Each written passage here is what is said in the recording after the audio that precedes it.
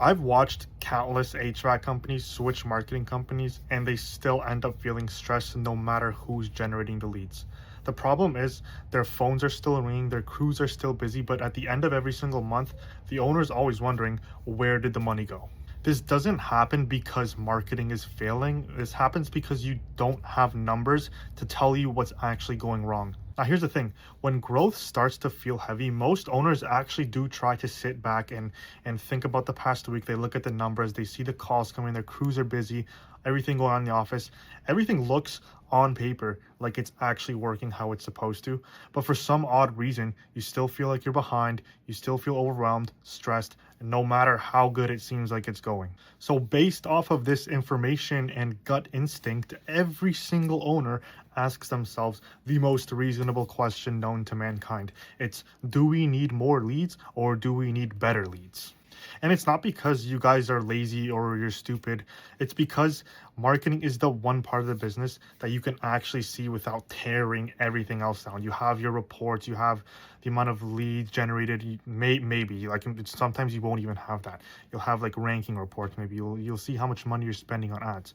So obviously, the most obvious thing is like, if I get more leads or if I get better leads, all my problems will be solved because everything else will be easier. So this is why when stress shows up and when it starts to get slow, this is why changing marketing feels like the logical move. It feels like you're actually fixing something. You see these numbers and you're like, oh, this is obviously the issue. Let me just change whoever's doing our ads, or let me just change whoever's doing our SEO. But you know what the massive problem with this is you have absolutely zero data to tell you that marketing is the problem.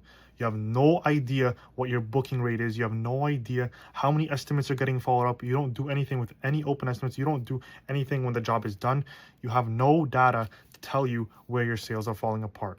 And when you don't have data like this, more marketing is just going to feed the same broken cycle. You're going to end up in the exact same spot. You know why? Because whenever you change your marketing, the only thing you're changing is who's sending you leads. Your phone is still going to ring, your team is still going to be busy, and you're still going to be putting out fires every single day. You know what doesn't change after you switch marketing companies? The way that your team operates. You still have no idea if your booking process is effective. You have no idea what's going on with any of your estimates that went out 3 weeks ago because you're too busy. Why would you care about them? You still have no idea if your technicians are even asking for reviews. You have no idea how many people are converting into maintenance contracts.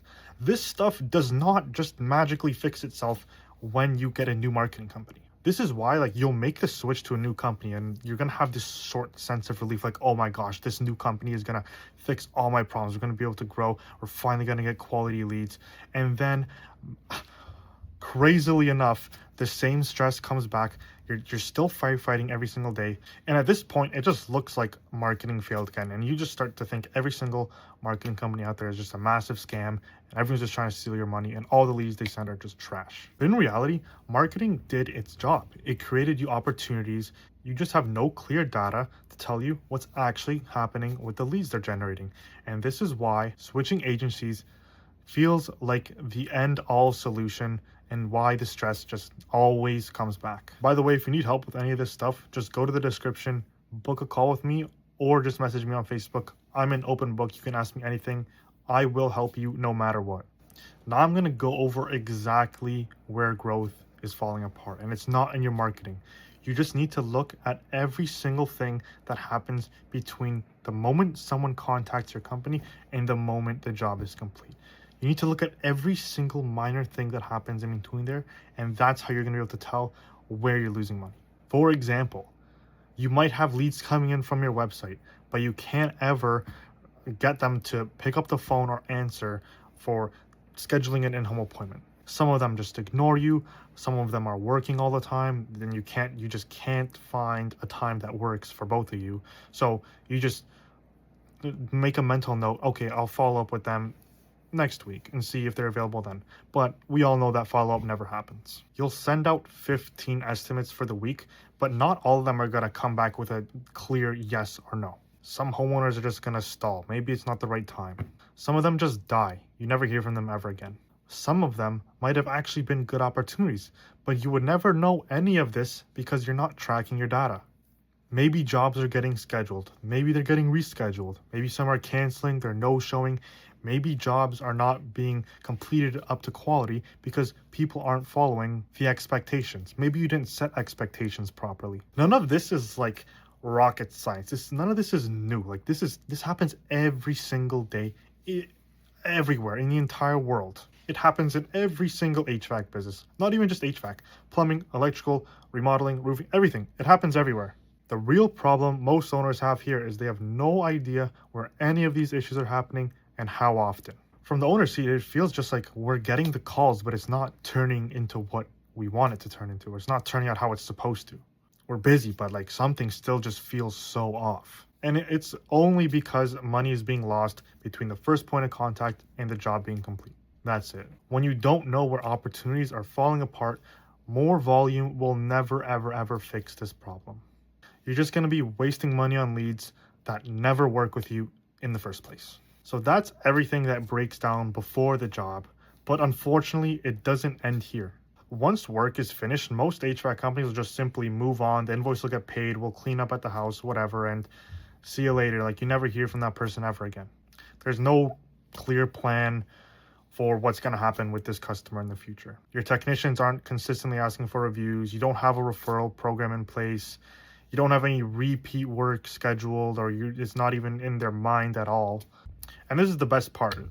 Everyone thinks if you do good work, it'll all just happen naturally. Sure, but that's not a business strategy. You can't just rely on people's goodwill to bring you work. That's not how this works. That's not how people get to $5, $8, $12 million a year. That just doesn't happen. Like, I don't wake up thinking, oh my gosh, I need to leave a review for this amazing HVAC company. I don't think that. Nobody thinks like that. I'm not going to automatically start referring you to every single person in my life. So even if a job was complete, there's still a humongous amount of revenue and value that just gets tossed out the window.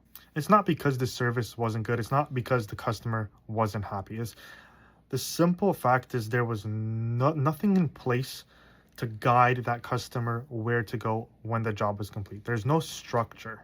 And from your perspective, you don't see this stuff because you're so busy. You're dealing with a billion other things in the office. So obviously the easiest thing to do in this situation is just to forget about that customer, because you just have so many more coming in the door that you do not care.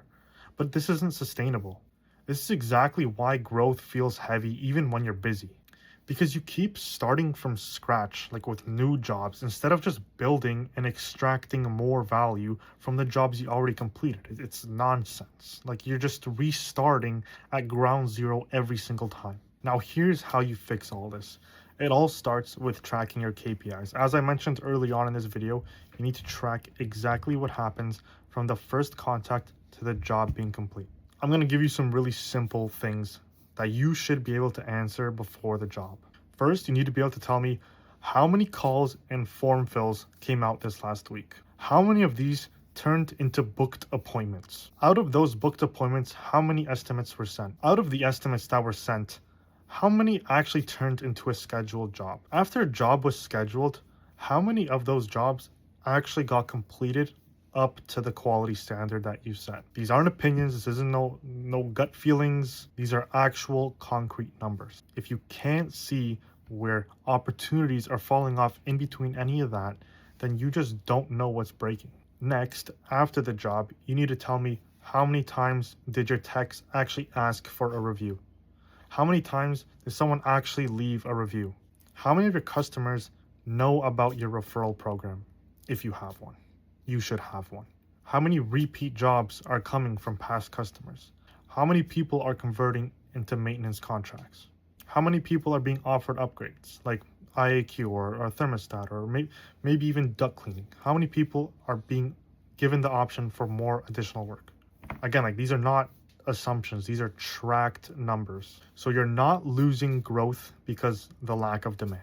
And fixing growth is not always about adding more leads. Once you see where your calls are falling apart and where your estimates are stalling And where completed jobs stop producing future work, you stop guessing. You know exactly what you need to fix. And then you'll even start to realize if more leads is actually the right play or not. And then you stop solving the wrong problem. Overall, 99% of the time, growth problems always get blamed on marketing.